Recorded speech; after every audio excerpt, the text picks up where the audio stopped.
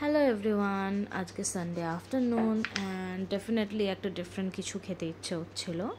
জানি না কেন খুব কাবাবসের ক্রেভিং হচ্ছিল, কিন্তু ননভেজ খেতে একদমই ইচ্ছে হচ্ছিল না। তাই ভাবলাম ফ্রিজ খুলে দেখি কী আছে, দিয়ে দেখলাম বিট, গাজর আর পনির আছে। তখন মাথায় এলো যে কি একটা কাজ করা যেতে পারে, লেটস এক্সপেরিমেন্ট সামথিং। দিয়ে ভাবলাম এই তিনটে জিনিস নিয়েই নয় একটা কাবাব বানানো যাক। তাই বিট আর গাজরটাকে ধুয়ে পরে ছোটো ছোটো করে কেটে নিলাম। ছোটো ছোটো করে কেটে নিলে তাড়াতাড়ি সেদ্ধ হয়ে যায়। কেটে নেওয়ার পর একটা ছোটো থেকে আলুও কেটে নিয়েছিলাম, ওটা দেখাতে ভুলে গেছি। সব কেটে নেওয়ার পরে প্রেশার কুকারে দিয়ে দিলাম।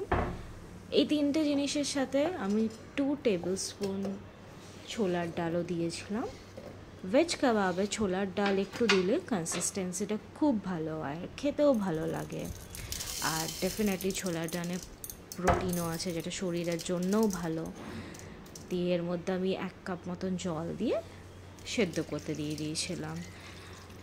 যতক্ষণে প্রেশার কুকারে সব সেদ্ধ হচ্ছিলো, আমি পনিরটা বের করে পনিরটাকে ভালো করে মেখে নিয়েছিলাম যাতে দানা দানা না থাকে। অবশ্য পনিরের জায়গায় দুধ থাকলে দুধ থেকে ছানা কাটিয়েও দেওয়া যাবে। অ্যান্ড পনিরটাকে দেখতে হবে যেন একদম দানা না থাকে, ভালো করে মেখে নিতে হবে। পনিরটা মেখে নেওয়ার পরে আমি 5-6টা মতো লঙ্কা পেস্ট করে নিয়েছিলাম হামানদিস্তায়। অবশ্য লঙ্কাটাকে চপ করেও দেওয়া যাবে, কিন্তু আমার আর একদম চপ করতে ইচ্ছা হচ্ছিল না, একদম লেজি ফিল হচ্ছিল। তাই যেটা ইজিয়েস্ট হয়ে আমি ওরকমভাবে তাড়াতাড়ি করে নিলাম। লঙ্কাটা পেস্ট হয়ে যাওয়ার পরে আমি দেখলাম প্রেশার কুকারে সিটি বেরিয়ে গেছে। তাই এবার আমরা বিট, গাজর, আলু আর ছোলার ডালটাকে প্লেটে বের করে নেবো, কারণ কি আমাদেরকে সব কিছু ম্যাশ করে মিক্স করতে হবে। আমি প্রথমে চামচের সাহায্যে ম্যাশ করার চেষ্টা করছিলাম, বিকজ প্রচণ্ড গরম ছিল, হাতে পসিবলই না। ভালো করে সব কিছু ম্যাশ করে নেওয়ার পরে এর মধ্যে আমরা যে পনিরটাকে মেখে রেখেছিলাম বা ম্যাশ করে রেখেছিলাম সেটাকে এবার দিয়ে দিতে হবে। পনিরটাকে দেওয়ার পরে উপরে এবার আমাদের মেন ইনগ্রিডিয়েন্ট যাবে, যেটাতে ফ্লেভারটা এনহ্যান্স হবে। তো এর মধ্যে দিলাম আমি একটু ব্ল্যাক পেপার, নিজের পরিমাণ বুঝে। আমি এখানে দিয়েছি অলমোস্ট 1/2 টেবিল স্পুন। এরপরে দিলাম হচ্ছে নুন, তারপরে দিলাম লঙ্কাটা দিয়ে দেওয়ার পরে আমি এর মধ্যে দিয়েছি কস্তুরি মেথি। আমি এমডিএইচটা ইউজ করেছি, যে কোনো ইউজ করা যাবে, এভারেস্ট। ইভেন কি যদি টাটকা মেথি থাকে সেটাকেও চপ করে দেওয়া যেতে পারে, ওটা আরও হেলদি হবে অ্যান্ড ডেফিনেটলি ফ্লেভারটাও তো এনহান্স করবেই। আমি অবশ্যই এখানে 1/2 টিস্পুন একটু ম্যাগি ম্যাজিক মশলা দিয়েছি। এর মধ্যে গরম মশলাও দেওয়া যেতে পারে, যে গরম মশলাতে ফ্লেভারটা আরও এনহান্স করে। বাট হ্যাঁ, ওই টাইমে আমি অবশ্য গোটা গরম মশলা ইউজ করি, ওটাকে আবার মিক্সিতে বা আমাদের সাথে গুঁড়ো করার মতন এনার্জি একদম ছিল না। এরপরে ঘি দিয়ে সব কিছুকে ভালো করে মেখে নিয়েছি, বিকজ আমাদেরকে এগুলোকে একটা সার্কুলার শেপ দিতে হবে, গোল গোল করে।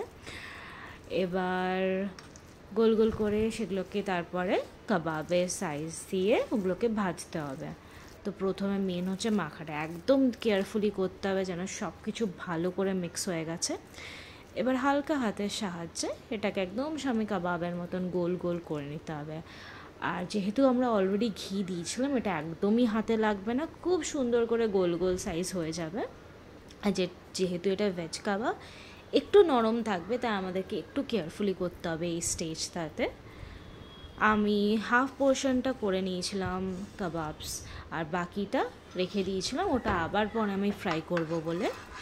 দিয়ে গরম তাওয়া বা প্যানে আমি একটু ঘি লাগিয়ে নিয়েছিলাম। ঘিয়ের জায়গায় তেল বা বাটারও ইউজ করা যায়, আমার অবশ্য ঘিয়ের ফ্লেভারটা একটু বেশি ভালো লাগে, কারণ কি কাবাব বলে কথা, সেটা ভেজ হোক বা চিকেন বা মাটন।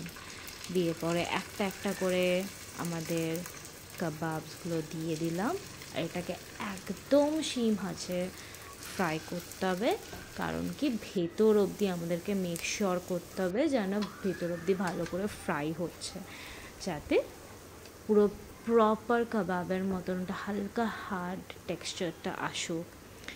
দিয়ে একটা সাইড হালকা ফ্রাই হলে আমি একটুখানি উল্টে পাল্টে দেবো। আমি একদম ঢাকা দিয়ে এটাকে ভাজিনি, কারণ কি ঢাকা দিয়ে ভাজলে এটা তেল ছেড়ে দেবে অ্যান্ড ভালো লাগবে না। পুরো জিনিসটা যখন ভালো করে ভাজা হয়ে গেছে, আমি সব কটা কাবাবকে প্লেটের মধ্যে নিয়ে নিই, আর তার সাথে আমি একটা হানি মাস্টার্ড সস নিয়ে নিই। মিন্ট কোরিয়ান্ডার চাটনিও ভালো যাবে, কিন্তু একদমই বানানোর এনার্জি ছিল না, যেটা আগেই বললাম, তাই আমি মাস্টার্ড সসটা নিয়ে নিই।